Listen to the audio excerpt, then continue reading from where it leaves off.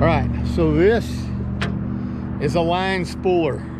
Attach your fishing rod right here by my elbow. Line goes on here. So I'm gonna do a real quick video on this creature. I don't know how I ever survived without it. So especially for spinning reels. Put this little gizmo on right here, and this knob right here is a tensioner that makes it spin easier or hard. You want it to spin really easy when you're doing a spinning reel. And then I screw this knob out right here to put a lot of pressure on this spool so this spool does not turn easy. And that when this spools, it'll twist like you're seeing right here as it's coming off the spool.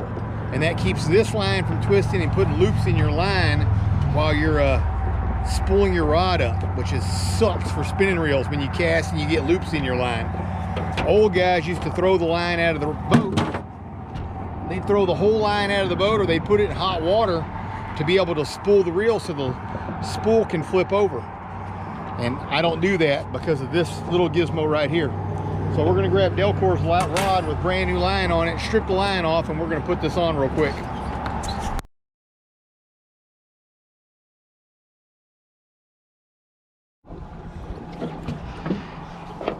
All right, here's the suspect reel. Reel mounts onto this little dude right here. Now, anybody who's ever fished with a spinning reel has done this, I promise you, and if they don't, they're lying. Make sure you flip this over before you tie your line on, because there's nothing like tying that on and then going to reel and realize it was like this and you're not spooling the line on. That makes us really happy. So whichever knot you use, it doesn't really matter. Get your line tied onto your reel like right here. So I just go ahead and use your normal polymer bass fishing knot to do this. It's just what I grew up doing. If you know a better way, use your way. You don't have to use mine. I'm just showing you how this tool works. So I spin this tag end around 8 or 9 times. I come down here and drop through the bottom. And then I go back through the hole that I just made right here by my fingers. I'll show y'all how to do this knot later if y'all will leave comments and you don't know how to do it. All right.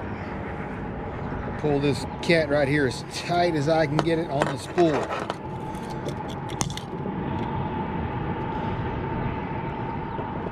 Sometimes you got to use the mouth here.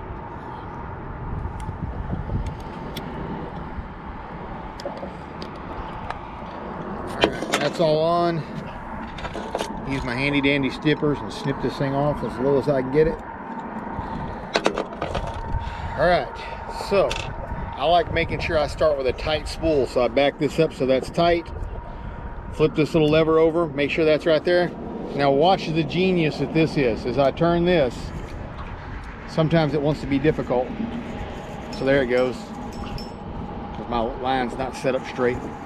Turn this, and it's going to spin that at the same rate, so I do not get any loops in my line as I do this.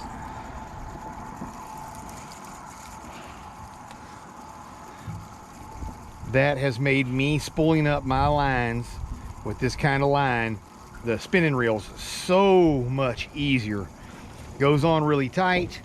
You don't have any loops in your line unless you really mess something up, and it just makes life super simple to do. Now, one of the keys on these spinning reels is make sure you don't put too much line on it, because if you put too much line on it where it's coming off the side here, it doesn't really matter what you do, it's going to screw up every time you touch it. So do this up real quick and speed up the revolutions we got here. Unless we end up with a flat head or a striper on here, we're not going to need a lot of line here doing the crappie fishing world. We're not fishing 100 foot deep. Boom, line spooled up, fully rigged, ready to go. Cut this. We're on it like a bad rash.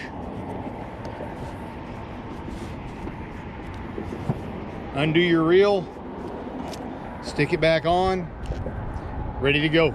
So that's the line spooler, the handy dandy line spooler tool. If you're using a regular like bait caster reel, you just tighten down on this tension bar here and it holds it flat while you reel it off the reel. And the tighter you make this, the harder it is to take the line off the spool. The tighter it goes.